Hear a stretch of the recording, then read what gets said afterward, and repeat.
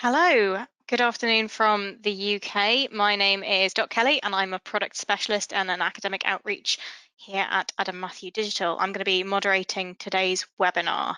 Thank you ever so much for joining us. So today we're going to be looking at self-expression, community and identity, and in particular exploring personal histories from the LGBTQI plus community in Adam Matthew Digital Products. But before I talk anymore, and especially as I've kicked off exactly on time, I do want to run through just a little bit of housekeeping. So for those who haven't used GoToWebinar before, if you have any audio issues, can I recommend leaving the meeting and rejoining, making sure that the correct audio option is selected when you do that. Hopefully, if anybody can't hear me now, they can see the instructions on the slide here. And if you do find yourself with any audio issues during the webinar, check out that little sound check function at the top of the panel. And worst comes to worst, the entire webinar is being recorded. So you should be able to find anything that you've missed during the webinar in that recording as well. Now, as I mentioned, for those who haven't used GoToWebinar before, you should have a panel like this one on your screen. Everybody apart from me is muted at the moment. However, if you have questions during the webinar for me or the panelists who I'm about to introduce, then please do use the questions function on that panel and ask away. We're going to make sure that we leave some time for a Q&A at the end of the webinar. Okay, so we will be doing a Q&A later on. I do also have my colleague Lucy, who's working in the background just to keep an eye on everything technical, make sure everything's running smoothly. If you have any issues, please do give us a little shout and we'll see what we can do. This is the schedule for today's webinar. I'm going to go into it a little bit more detail just now, but we do also have a handout and we'll be popping a link to that in the chat towards the end of the webinar. So I do recommend sticking around to make sure you get that link. Now, for today's session, I am joined by the wonderful Erin Pearson and the fantastic Jessica Scantlebury. Erin is a senior editor at Adam Matthew Digital, who was the project lead for the recent release of Sex and Sexuality Module 2, Self-Expression, Community and Identity, and she's going to take us through some of that collection today. But we're also joined by Jessica Scantlebury, who's the Senior Archive Assistant at the Mass Observation Archive. And Jessica has graciously agreed to talk with us today about some of the queer collections from the Mass Observation Archive, which can be found in products like Sex and Sexuality and Mass Observation Project. And then finally, myself, as I mentioned, I'm a product specialist here in the outreach team at Adam Matthew. And I'm going to talk to you a little bit about finding LGBTQI plus collection and voices within Adam Matthew Digital Products. Some of the things that I advise classes, academics and librarians that I work with. These voices aren't always easy to discover, but there are some things that I have personally found helpful and that I know others have in the past. Okay, so with no more ado, Erin, I'm going to hand over to you. And would you like to take us through Sex and Sexuality Module 2? Thanks, Dot. Yes, hi everyone. It's great to be part of this webinar today. And as Dot said, my name's Erin. I'm a senior editor here at Adam Matthew, and I'm going to provide some background and an overview to our Sex and Sexuality collection, particularly the second module of that collection.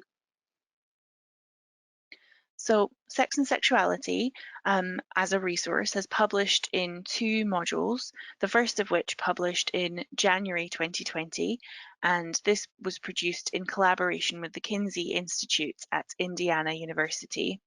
This module really focused on the history of sexology, the study of sexology, and focused in particular on sexologists and researchers who were based at the Kinsey Institute. It includes the papers of Alfred Kinsey himself, along with the papers of other notable sexologists and researchers, such as Paul Gebhard, Harry Benjamin, Alice Field, and John Money, to name just a few. The second module, which, as we've mentioned, is subtitled Self-Expression, Community and Identity. And this is the module that I managed and which published earlier this year. So, as the subtitle suggests, it focuses on the lived experiences, the gender identities, sexualities, and sexual lives and histories of individuals from across the sex and gender spectrum over the last 200 years or so. The material from this module is sourced from a number of different archives, including some more material from the Kinsey Institute, materials from the One Archives at USC, which is one of the oldest LGBTQ+ archives in the world, some materials from the National Archives in the UK, as well as the National Lesbian and Gay Survey from the Mass Observation Archive, which Jessica's going to talk to us more about later.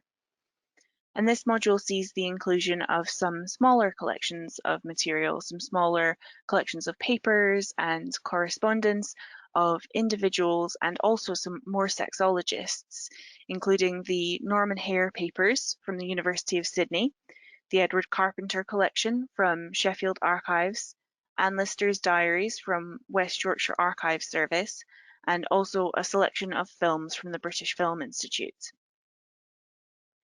Within the collection itself, you can read about each of the collections represented in our Nature and Scope page, or there's a selection criteria page where you can read about why certain collections have been included. And then each collection itself also has a collection guide where you can read about the history of the collection, how it came to be held at whichever archive it was held at, and what topics or themes are covered as well. The material represented throughout this resource is truly fascinating, and it's very varied as well. It provides an essential insight into the personal histories and stories of sex and sexuality. And it was really a privilege to work on this resource as well. So without further ado, I'd like to just highlight a couple of collections that were added to this resource upon the publication of the second module. The first of which is the Christopher Street Liberation Day Committee collection. And this collection of papers is held by the One Archives at USC. This is a very timely collection to highlight, as the Christopher Street Liberation Day Committee were established in the wake of the Stonewall Riots, which started on the 28th of June in 1969 at the Stonewall Inn in New York. And it's really seen as a flashpoint in LGBTQ+ history. The first Pride parades, or rather protests, were established by the Christopher Street Committee on the first anniversary of Stonewall in 1970. This collection includes a number of photograph albums and clippings and papers that show early prides in the 1970s and into the 80s, as well as some fascinating documents that provide an insight into the running of the committee and the logistics of setting these prides up. There are some really powerful collections included within this collection, and these are just a few examples of them. I think it's really interesting to see these images from over 50 years ago and to see how Pride has developed now into an international month of celebration. From the One Archives, we do also have the papers and documents from some other grassroots activist groups. And while, of course, Stonewall was a really important flashpoint in LGBTQ+ history, it's of course not the only event to have sparked off activism. So we have a video interview from Dr. Craig Lofton about LGBT activism within the mid-20th century. And we also have a short snippet from Dr. Lofton's interview to play now. I can't tell you how many times I've read that the Stonewall Riots were the first time that gay people ever fought back. It is a mistake to see the Stonewall Riots as the first time that gay people fight back against police brutality specifically and against the more generalized limitations on their lives. Now, as we've already seen, there were these three core organizations that had a national presence and other organizations that would emerge, especially during the 1960s. So it's clear that before 1969, there is a substantial amount of LGBT activism. But Stonewall was something a little different. It wasn't polite. It wasn't nice and friendly. It was raw. It was violent. It was taking over the streets. It had a different kind of energy about it. And interestingly, it was not the first time that had happened either. there were precursors to the Stonewall Riots, moments of protest and rebellion to violent police raids of gay bars. Now, just for those people who've never heard of the Stonewall Riots, they happened in New York City. There was this bar called the Stonewall Inn, mafia-owned, and in June of 1969, the police conducted a raid of the bar, as they had many times before. But there was something in the air that night that was a little bit different. My theory is that it has a lot to do with just the fact that it was the late 60s. And you have the anti-war movement, you have the Black Power movement, the women's movement is getting more militant, there is a rhetoric of kind of youth power that is really kicking in the country during that time. And so there's a lot of gay people trying to adapt that to their own situation, whether they thought of themselves as activists or were involved with Mattachine or not. These were people who were just angry. They tended to be younger than the people in the more formal organizations. And something in the air that night caused a violent response from the patrons to fight back against the police, who were beating them with billy clubs and trying to get them into their paddy wagons. A riot ensued and the police were locked into the bar. And when they called for backup, a huge police contingent of backups emerged. Gay people were ready. They had hundreds of people ready to fight back. And so for several nights, over the course of about a week in June 1969, there was a battle for the streets of Greenwich Village in New York City. And at the end of it, the police retreated. And it was like that had never happened before. And people who participated in those revolts felt so emboldened and so encouraged that things could actually change, that it resulted in a tremendous amount of activism in its wake. Okay, so as we just heard from that short excerpt there, I think it's really useful to see the development of LGBT activism in the US and to also think about it in relation to the wider context of the social and cultural movements for change present at the time.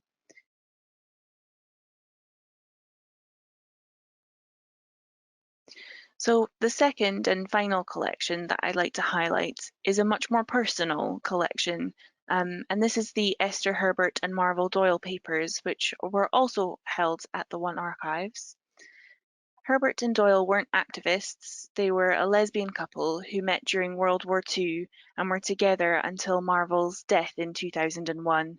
They did have a short period of separation, but they were together for the best part of 50 years. The collection features their photograph albums, which include photos of their time together in the Women's Army Corps during World War II, and that's where they met, as well as photographs throughout their later lives together. We also have their personal papers and correspondence, which include the couple's love letters throughout the 1940s. They ended up, after the war, having to live separately, and so they corresponded. And eventually their relationship did end for a time, but they kept up correspondence and a friendship, like a long distance friendship. And that's included in their papers as well. Eventually they rekindled their relationship in the 1950s and they set up home together in California. We have an image of them in their house in the middle there. This material is interesting, but it's also just a lovely record of a couple who aren't activists, and instead it shows a life lived together. It shows their early relationship, their subsequent friendship, and eventually their daily lives together. We have photographs from later in their lives of their travels, their vacations, them working on their house together, and lots of photos of their pets as well, which is lovely. Their papers tell an interesting story in terms of gender as well, because obviously not many people would have been able, not many women at the time would have been able to support themselves without being married to husbands. But they both had careers and lived a comfortable, if quite secretive and private life together. Whereas many of their lesbian friends had to marry men in order to survive financially, and there's reference to that within their letters. Marvel passed away around 20 years ago, but Esther still lives in California, and we were in touch with her about including her material within Sex and Sexuality. She was absolutely delighted that a record of normal people having an everyday relationship would be preserved and presented within this resource. And this was really our aim here, was to include just examples and stories of people's experiences and lives as almost snapshots within the history of sexuality. We do have an oral history as well from Esther, which was recorded with the One Archives in 2006 when she donated their papers to them. Those are just a couple of examples of some of the collections included within Sex and Sexuality and some of the supporting material that we have included to provide context as well as commentary. Thank you, and back to you, Dot. Thanks, Erin. That was really interesting. I would also just like to remind everybody, we have got a questions panel just in your little GoToWebinar panel there. So if anybody has any questions about Sex and Sexuality, Module 1, Module 2, or anything they'd like to follow up with Erin about, please do pop a question into that little questions box. Okay, so next up, we have the wonderful Jessica Scantlebury, who's going to be talking to us about some of the queer collections from the Mass Observation Archive. Hello, yes, I'm Jessica Scantlebury and I'm an archivist working for the Mass Observation Archive. Mass Observation is a charity in the care of the University of Sussex, and we're based at the Keep Archive Centre just near Brighton. And we're delighted to be here today because lots of mass observation collections have been digitised by Adam Matthew Digital, and I'm going to talk you through some of them today. Just going to check. Dot, do I have control of the screen? Oh, yeah, I do. Thank you. Okay, so for those of you who are unaware, I'm going to start with a very brief summary of mass observation. Mass observation was formed in the late 1930s following the abdication of Edward VIII and against the backdrop of social and economic unrest and, of course, the threat of World War II, only just 20 years after the war to end all wars. Its primary aim was to gauge the gulf between public opinion and what was attributed as such in the press, and it set out to record the experiences, lives, opinions and beliefs of ordinary people during the time. It's most active in 1937 to 1945, so the war years, and therefore mass observation can provide an unparalleled account of life on the British home front during the Second World War. That said, one of mass observation's largest and ambitious studies falls out of this time period. It's conducted in 1949, and this is when they conducted a study into sex based on the famous American Kingsley survey, but this one's known as Little Kingsley, and it's the first national random sample survey of sex carried out in the UK, and around 6,000 people took part in the survey. The survey includes questions about courtship, sexual desire, visiting sex workers, and same-sex relationships. There are also questions about changes following the war, including women's experiences of their lives. The survey received a great deal of publicity in the press and in the radio. And to summarise a small number of mass observations findings, they found that 1 in 4 men admitted to employing the services of sex workers. 1 in 5 women discussed their own extramarital affairs, while the same ratio of both sexes said that they had had a homosexual experience of one kind or another. The study also includes a report by a mass observation investigator who went with a group of men to Brighton in 1949. They travelled down from London by car for the day and visit a men's only beach in the Kemp Town area of Brighton, and then move on to a small pub frequented by gay people. So to move on now, perhaps one of the most well-known parts of mass observation is its collection of diaries and personal writings. And this is produced from a self-selected panel of volunteer writers from 1937 to the mid-1960s. The panel members are from all walks of life across Britain, but they're common in their aim in wanting to contribute to a scientific study of life in Britain. Some focus more on their activities, while others write more personally and more reflective. They contribute personal diaries, but also answer open-ended questionnaires, which we call directives, and over 3,000 people took part. One of these was Enid Bernard, who contributed to mass observation from 1939 to 1942. Enid came from a comfortable background and a family of well-known artists. She worked as a freelance journalist for the Manchester Guardian, Country Life and Good Housekeeping magazines. She joined the Women's Land Army in Cambridgeshire, and that's where she lived the rest of her life. In her 1939 submission to mass observation, she outs herself, declaring then and on many subsequent responses that she is a homosexual and has a partner and considers herself in every respect to be a man. In her responses to the hair directive, she responds to the questions aimed at male writers and writes that they hated having long hair, hate it on others too. As soon as I can feel it against my collar, as soon as I can feel it against my collar when I lean back, it comes off. I do value a well-groomed head of hair, socially, in work, and for reasons of sex appeal and comfort. So mass observation continues this day through the Mass Observation Project, and this is launched in 1981. Our focus is on the directives, that open-ended questionnaires. We issue these directives 3 times a year, normally on 3 different themes. And over the years, these themes have really ranged, but currently our observers are responding to questions on recycling, the COVID-19 vaccination, and their motivations for writing for mass observation. The themes themselves are constructed by archive staff, but they often include collaborations with researchers who will commission directives for a fee. And I should say that these are normally, well, always non-commercial researchers, and they're normally part of academic funding bids. Again, it's a voluntary project, so it attracts those who are keen on writing and interested in being part of a national project to capture the thoughts and opinions of people. Our panel size stands at around 700 writers. So this infographic shows some of the topics that we've covered more generally, but the panel have written on sex, sexuality, gender and identity in responses to directives on questions such as sex, belonging, men and women, the AIDS crisis, gender conception, personal identity, and most recently a directive on gender in 2020. But I'm going to move on now quickly again to talk about the National Lesbian and Gay Survey, which is digitised as part of the Sex and Sexuality resource. So this was set up by Ken Barrow in 1986.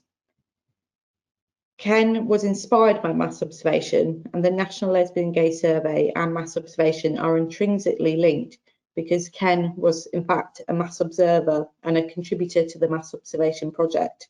So if you've ever used any of mass observation's directives from the 1980s, you may well have come across his responses in there. But Ken also worked as a jobbing actor, a writer, and was also a keen cinema and film enthusiast.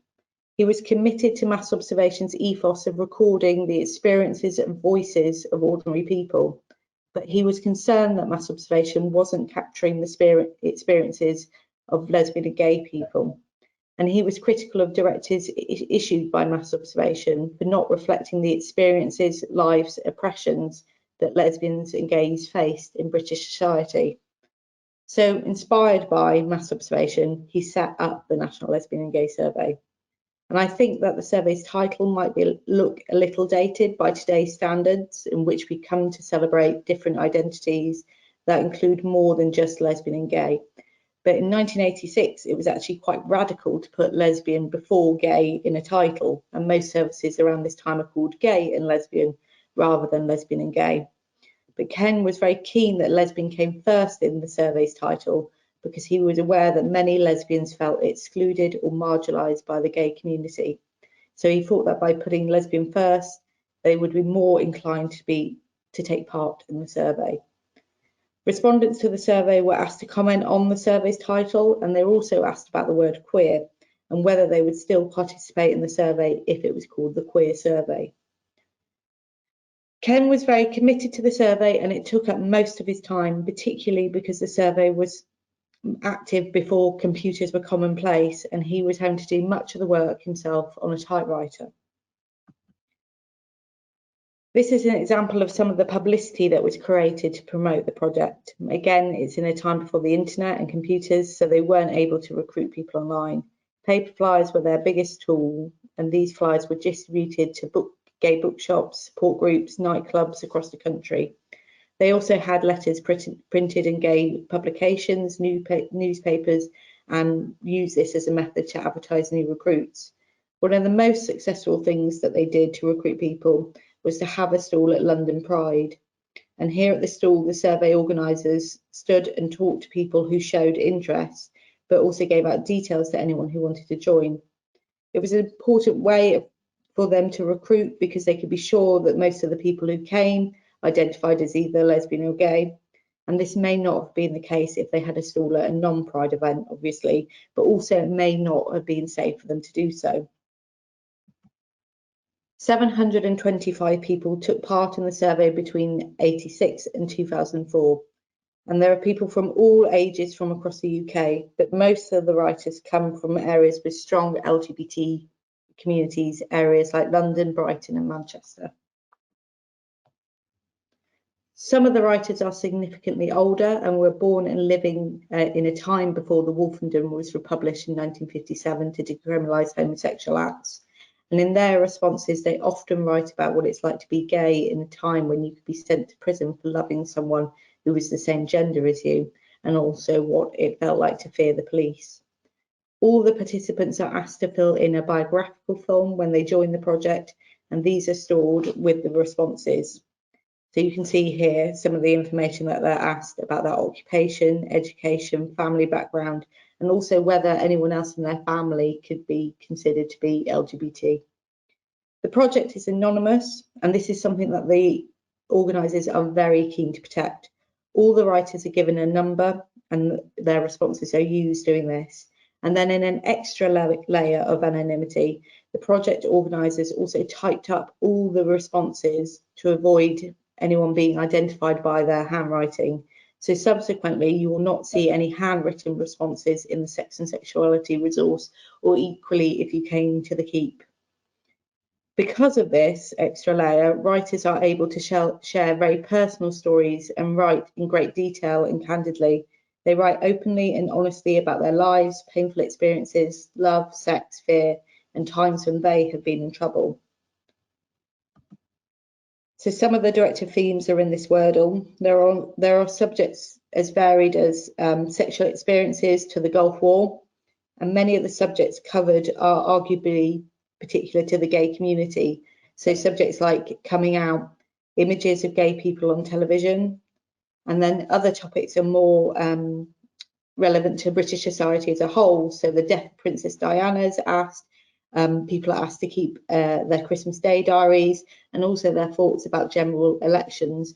And these directives are also repeated in the main mass observation project. So it would be possible to sample from the National Lesbian and Gay Survey and the mass observation project. In the 1990s, there were two books published using the anonymous responses, and you can see them here. And then more recently, BBC Radio 4 have produced a drama about the survey. And this was written and performed by the artist Christopher Green, who was actually a buddy sent to assist Ken while he was dying of AIDS. During this time, Christopher and Ken had many conversations about the National Lesbian and Gay Survey. And you can still find this recording if you're interested on Christopher Green's website. So I do encourage you to do that. Okay, I think I'll leave it there. Perfect. Thank you ever so much, Jessica. Just another reminder, if anybody has any questions for Jessica, please do just pop them into the chat function there. Perfect. Okay, I shall take it away with my section. So Erin and Jessica have drawn out some really wonderful examples from Sex and Sexuality Module 2, and also the Mass Observation Project, obviously, but I'd really like to focus on that second module title for a second, self-expression, community and identity, that focus on lived experience is what makes this module so important for me, for a number of reasons. Historically, finding LGBTQI plus voices in archives has been very difficult. And finding the examples of that lived experience and those expressions of identity is still something that newer scholars and undergraduate students can really struggle with. And the team that I work with in Adam Matthew, the outreach team, we regularly get questions about finding LGBTQ plus voices in our databases. So I thought we could take a second to just go through the difficulties around this and some of the ways that my team tries to get past those difficulties and pull out those voices, some of the things that we recommend for other people. And then very finally, I also thought we could take a look at some of the examples of LGBTQ plus voices from a couple of our different collections that we found using these techniques. So I'll pop over to my next slide here.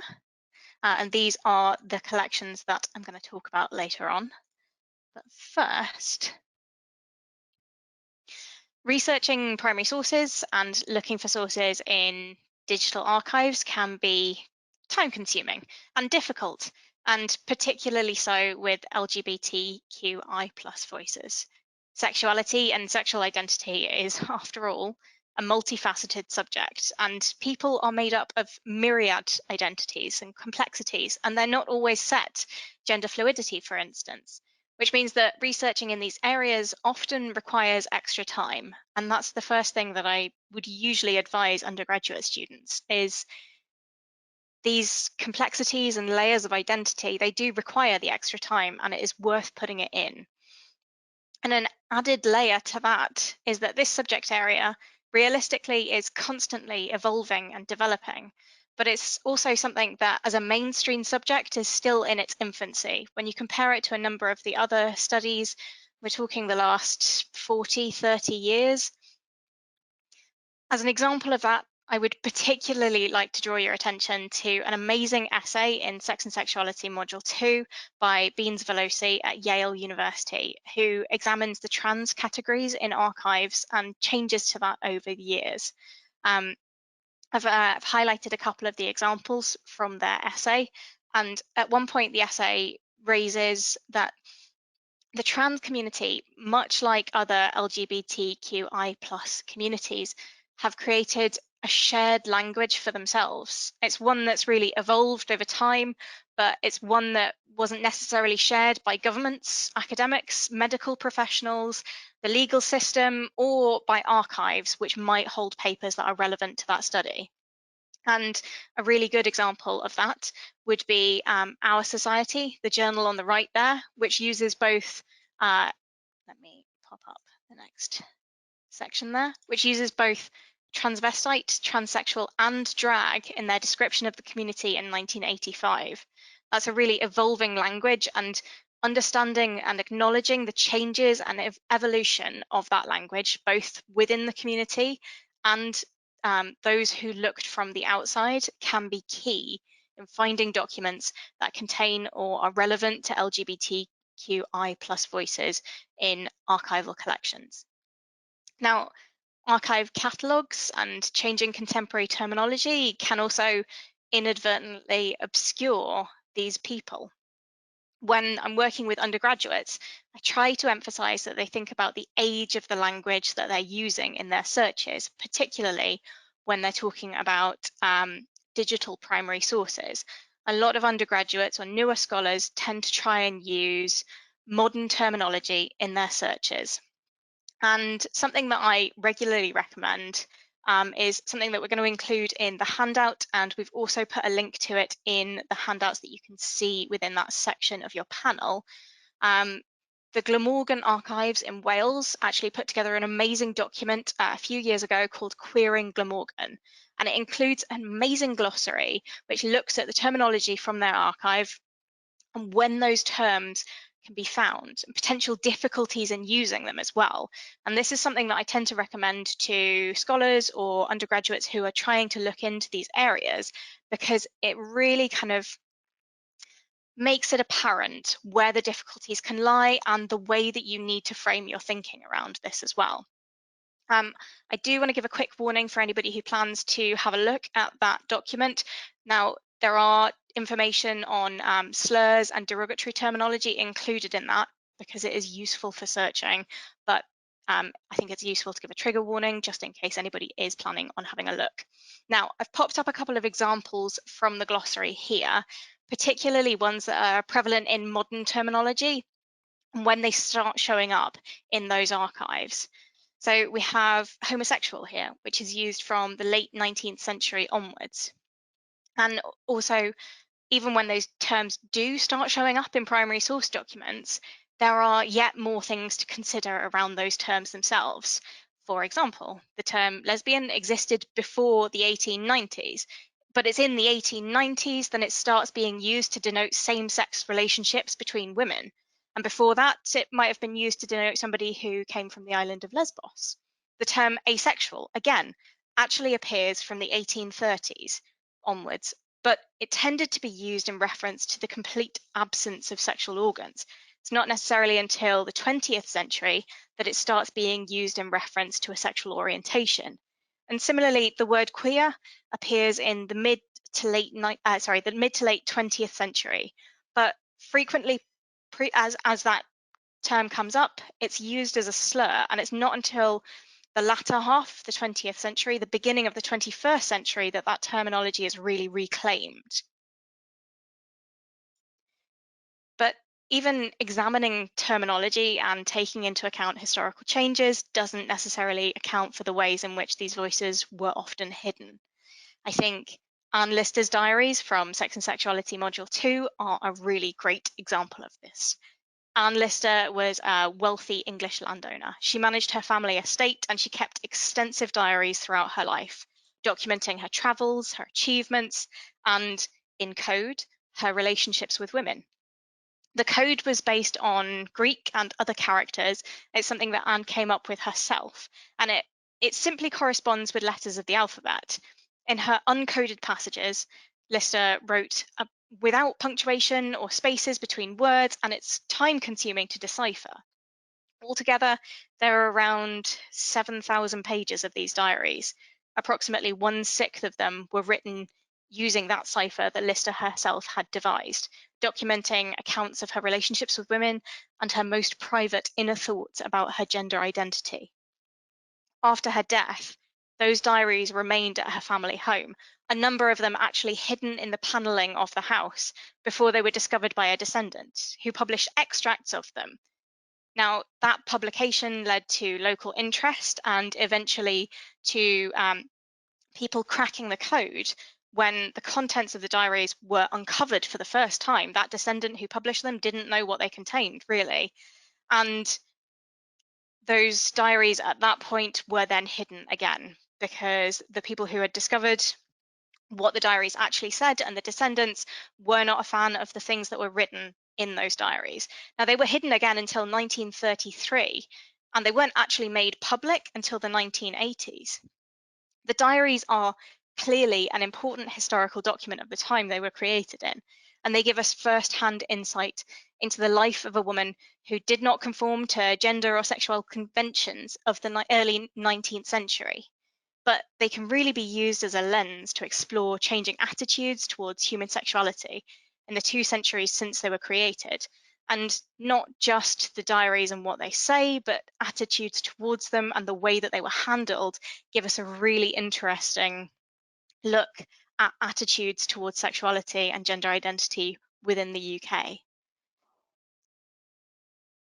From the 1880s to the 1990s, when the contents of the diaries were so dangerous that they had to be kept secret and hidden, we've also published contemporary records of criminal prosecutions based on sexuality from the UK National Archives.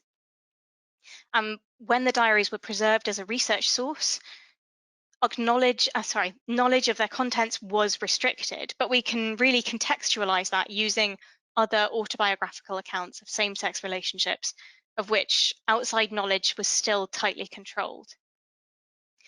Now, I did also want to highlight a couple of the other collections that draw out sexuality and primary sources related to LGBTQI+ issues. And I want to start off with popular culture in Britain and America, 1950 to 1975. As expected from the title, this collection does focus on North America and the United Kingdom, and it focuses from the mid to the late 21st century. Sorry, 20th century. Gay and lesbian rights are actually one of the thematic areas for these documents, and the documents in the sections also include a selection of government files from the National Archives, including those on laws around homosexuality in the 1950s, as the sexual offences laws were reviewed. But it also includes the social protest collection from the University of California, Berkeley.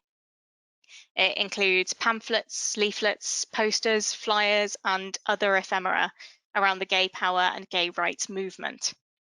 And the documents in this collection are frequently intersectional, often touching on the women's movements, the civil rights movements, and Vietnam War demonstrations as well.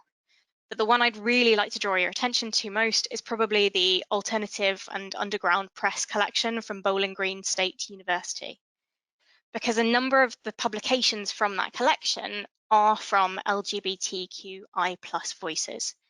They focus and follow on from traditions of the World War II resistance newspapers, and as the underground and alternative press emerged as a form of written opposition to politics, to morality and behaviour of the establishment. Reflecting generational tensions and providing a platform for socially disenfranchised subcultures, these anti-authoritarian newspapers give a real voice and focus to otherwise disparate and silenced youth.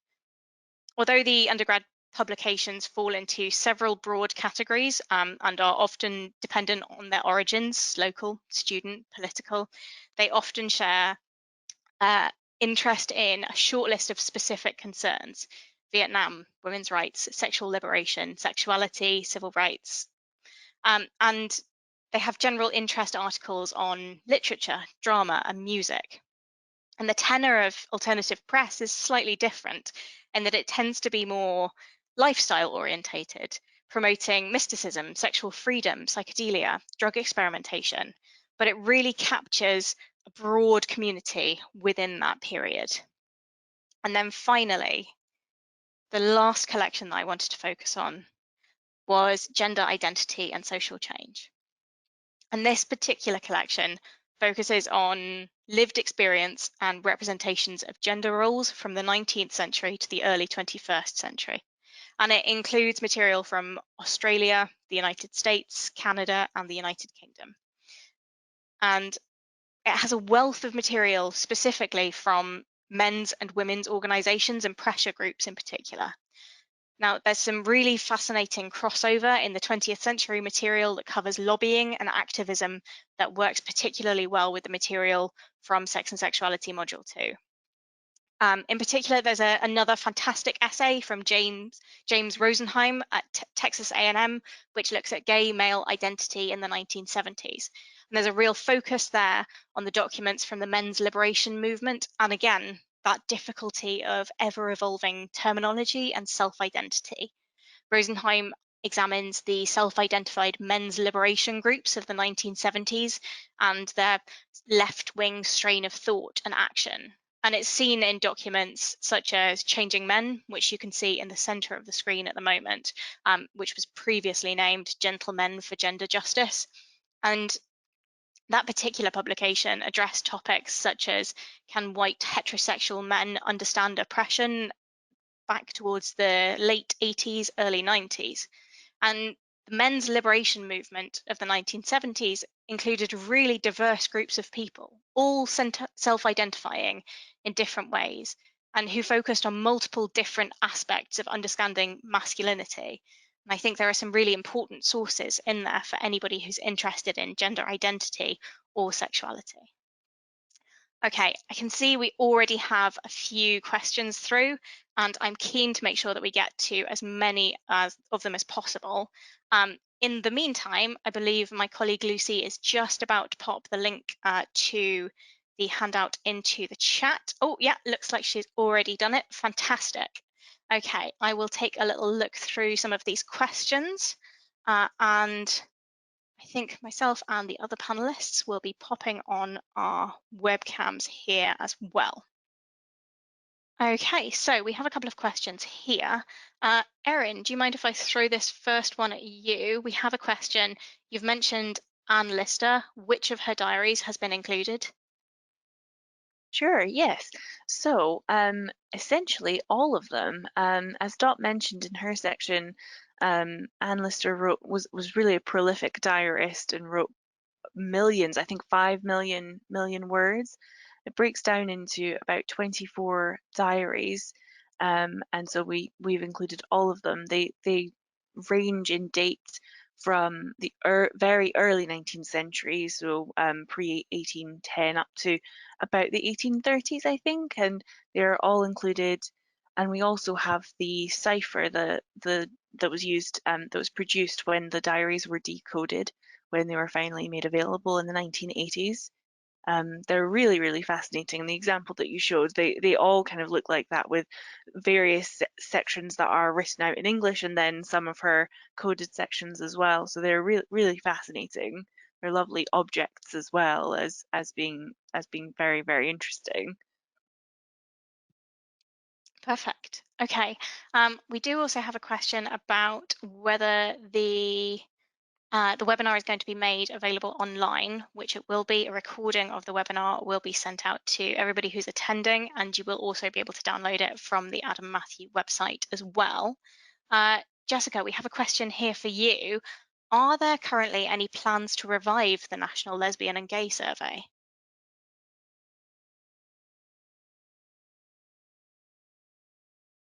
Classic webinar problems there. That's a really good question. There aren't any plans to revive it, although I think that's a brilliant idea. Instead, what we do now is that we have a education and outreach officer who works with a number of local LGBTQ plus groups to record their stories and add them into our archive.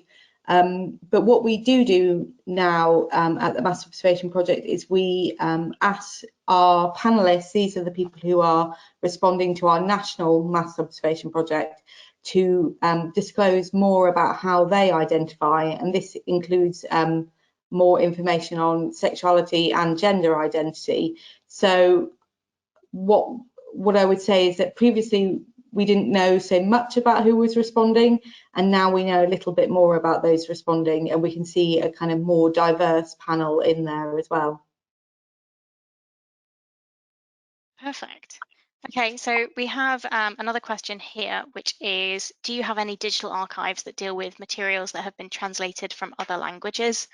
Now, that's kind of a multifaceted question. And personally, I would recommend that you follow up with us via email, because I think I can probably answer that question a little bit better, given a little bit of time.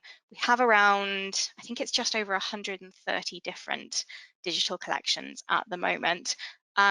Firstly, however, I would recommend diving into Sex and Sexuality, as the material there comes from archives in the US, the UK, and Australia. However, the people from the Kinsey in particular collected information from all over the world. I know that there is definitely quite a lot of East Asian material, both in English and in East Asian languages and alphabets within that collection. And I would not be surprised if there is more than that, but I would like the time to go in and have a look for you.